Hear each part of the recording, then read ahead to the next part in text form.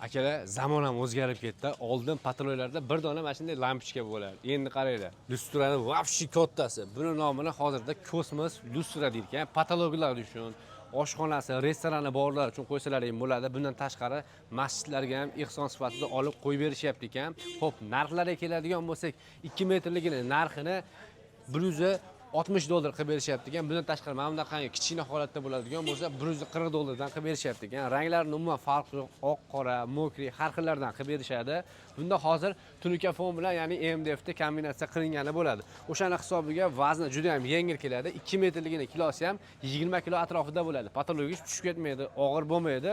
Xudo xolasa polni o'rtalari ashushinalik juda ham xonangizga chiroyli qilib beradi. Xudo xolasa ekran nomerlariga aloqaga chiqinglar. Xudo xolasa O'zbekiston bo'ylab dastavka bor. Kelishgan holatda qo'shni esingi davlatlarga ham yetkazib berishyapti. Tunuka fonchi akalar bo'ladigan bo'lsa aloqaga chiqinglar. Xudo xolasa yetkazib berish bir kunda bo'ladi. O'zbekiston bo'ylab bir kunda yetkazib beriladi. Aloqaga chiqaverasizlar.